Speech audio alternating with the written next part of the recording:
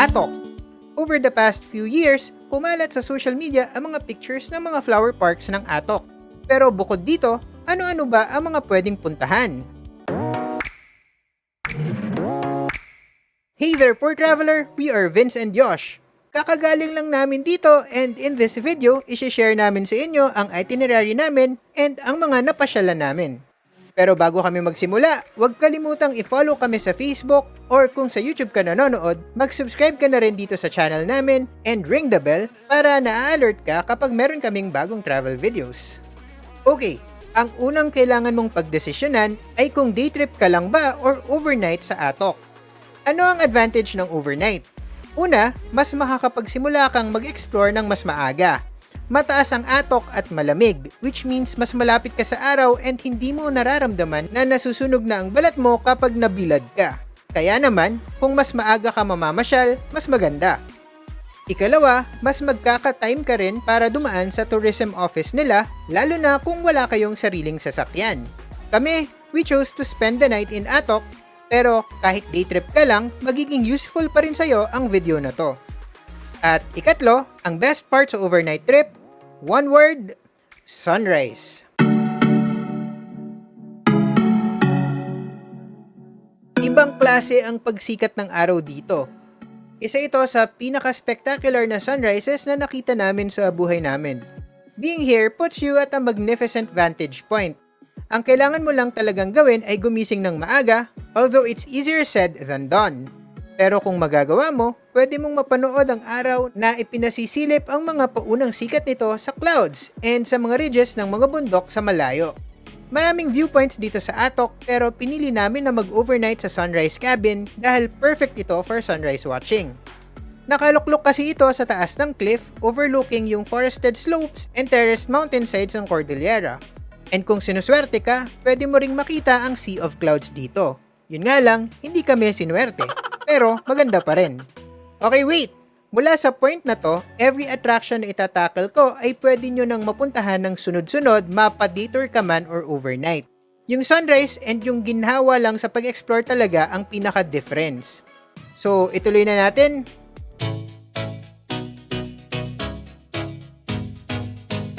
Ito yata ang pinakasikat na attraction dito sa Atok. Yung mga nagva-viral online na photos of their rose cabbages or cabbage roses ba? Or rose cabbages? Cabbage roses? Rose cabbages? Basta, yung mga pics na yan, dito yan kuha sa Northern Blossom. 6 AM pa lang ay nagbubukas na ito pero kahit ganyan kaaga, may mga bisita na talaga dahil alam nila na ang best time to explore ay early in the morning talaga.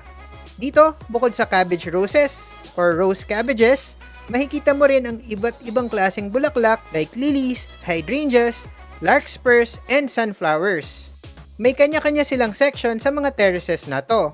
And dahil nasa mountainside ito, nakamamangha rin ang view dito. By the way, dito sa video na to, isi-share namin ang operating hours and entrance fees pero bear in mind na maaari itong magbago in the future so please double check na lang before your trip. Sa Northern Blossom, ang ticket ay 250 pesos inclusive of coffee, bread, and usually tour. I say usually kasi most online sources say na may kasama talagang tour pero when we visited, wala naman. Siguro kasi ay nag-a-adjust pa ang most establishments from the hiatus dahil sa pandemic. And may discounts din for seniors, PWDs, and kids. May mga accommodations din dito for rent para sa mga balak na dito mag-overnight. Punta naman tayo sa highest point ng highway system ng Pilipinas. Ay, actually, second highest point na nga pala. Take two. Punta naman tayo sa second highest point ng highway system ng Pilipinas. Noong last time kasi na napadpad ako dito, noong galing akong Sagada, ito pa ang pinakamataas na bahagi ng highway system. Nasa over 2,250 meters ito above sea level. Pero noong 2019, naisali na ang Corona sa may municipality of Tinok sa Ifugao, na mahigit 2,400 meters above sea level. Pero kahit ganoon, marami pa rin ang tumitikil dito para magpa-picture sa old signage na to and para na rin i-admire ang view na ito ng mga bundok, lalo na ng Mount Timpak. Tingnan nyo naman, breathtaking naman talaga. Isa pang mabulaklak na pasyalan dito sa Atok ay ang Hates Place. Yes, yan daw talaga ang basa dyan. Nalito rin ako nung start. Tulad ng Northern Blossom, sandamakmak na bulaklak ang sasalubong sa'yo dito. May mga snapdragons, alstroemeria, and cosmos na parabang pinipintahan ang lugar ng iba't ibang kulay. May mga photo spots din sa area para sa mga mahilig mag-Instagram. Hates Place is also open for camping and prenuptial shoots. Kung medyo magutom ka sa pag-iikot, meron ding cafe sa loob ng main building. And kung gusto nyong mag-overnight, may mga cabins din sila pero medyo malayo ito sa center of the town na.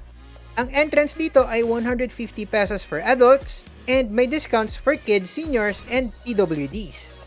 Isang kembot lamang mula sa Hates Place, mararating mo na ang Sakura Park. Dito sa site na to, itinanim ng LGU ng Benguet ang mga cherry trees na niregalo ng Kochi Prefecture ng Japan and ng Japanese Embassy noong 2016. Tamang-tama daw kasi ang environmental conditions dito para sa cherry blossoms. Nasa 40 na puno yon to celebrate 40 years of friendship.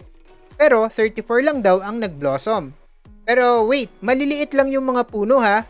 Mas parang malalaking shrub sila. So wag masyadong mag-expect na katulad ito ng mga nakikita natin sa Japan videos. Pero syempre, kung gusto mong makita ang mga sakura in full bloom, galingan mo ang timing. Noong bumisita kami noong early March, halos wala pang bulaklak or dahon yung mga puno kasi hindi pa nila season. Usually daw ay late March to April, depende sa ulan.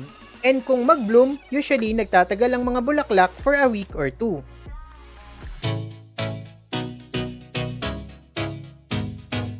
On the way to or from Hates Place or Sakura Park, kapag tumingin ka sa paligid, mahirap hindi mapansin ang tumpok na ito ng malalaking bato sticking out sa gitna ng mga vegetable terraces.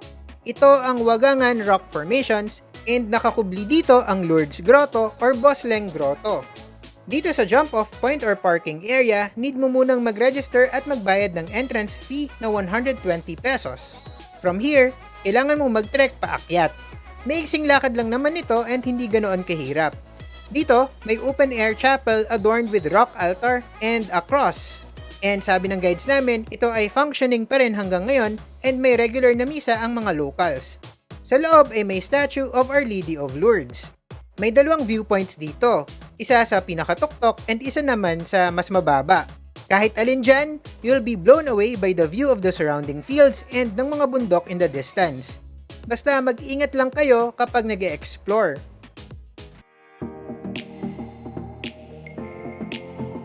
Balik na tayo sa highway. Ang sunod na stop ay ang Halsema Half Tunnel. Actually, madadaanan mo na ito papuntang Atok from Baguio. 50 meters lang ang haba nito and 3.8 meters naman ang height clearance, pero naging attraction na rin ito. Kapag diniretso mo ang half tunnel, mararating mo ang start ng Spanish Trail or yung end, depende sa perspective. May isa rin kasing access malapit sa Sakura Park and downhill daw ang trail kapag galing doon. Yun nga lang, hindi ito bukas when we visited, so dito na lang kami sa paakyat na way. Medyo madali ma-miss ang start ng trail dito kasi walang sign. Pero basta gawin yung landmark itong JNB Diesel Station na to. Spanish Trail ang tawag dito dahil part ito of a complex network of horse and foot trails established noong Spanish era. Minsan ay tinatawag din itong salt trail dahil ginagamit ito para i-transport ang asin throughout the region. And noong panahong yon, sobrang precious ng asin dito. Sa totoo lang, hindi na namin natapos ang trek dito dahil sobrang inabot na kami ng tanghali and ang tindi na ng sikat ng araw. Pero sabi ng guide namin, nasa 2 to 3 kilometers ang haba nito and may 3 man-made caves or tunnels. Doon na nagtapos ang tour namin. Pero kumalam na ang sikmura namin dahil pahapon na at hindi pa kami kumakain. We asked yung guide and driver namin kung saan okay kumain and ang pinaka nire-recommend nila ay ang Loyung's Restaurant. Nasa tabi lang din ito ng highway sa pagitan ng Half Tunnel and ng Northern Blossom Flower Farm. Ito raw ang madalas na dining stop para sa mga papunta or galing Sagada or Bontoc. Mga Pinoy dishes ang hinahain dito tulad ng sinigang na ulo ng baboy, chop suey, and fried lempo. Yung mga presyo na yan ay for sharing and malalaki ang serving kaya sulit naman. Kung solo ka lang, meron din silang rice toppings na 130 to 140 pesos per order. For dessert, Specialty raw nila ang custard cake, pero sa totoo lang, mas nagustuhan namin yung egg pie. Yan ang mga pwedeng mapuntahan sa Atok.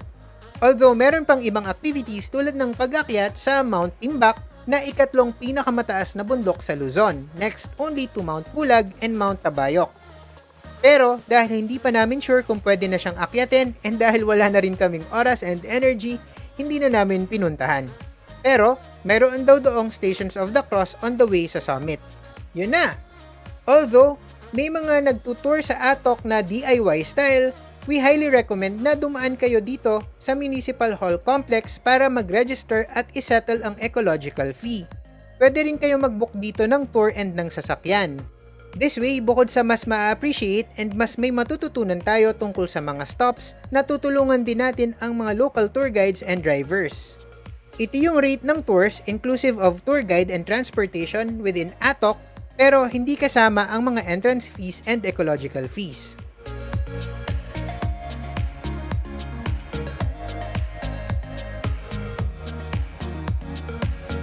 Kung nakatulong sa inyo ang video na to, don't forget to subscribe to this channel and tap the bell icon kung sa YouTube ka nanonood, and kung sa Facebook naman, i-follow nyo na rin itong page namin. If you need more information about traveling around Atok or Baguio, magkakaroon kami ng comprehensive travel guide with sample itineraries on our website www.thepoortraveler.net or check out the links in the description. Meron kayong tanong? I-comment nyo lang below. You can also follow or message us on Instagram, TikTok, and Twitter. Just look for @thepoortraveler, single L. Kung meron kayong Spotify account or Apple Podcasts app, follow and tune in to the Poor Traveler Podcast. That's all for now. Remember, plan smart, travel safe, and make every trip worth it.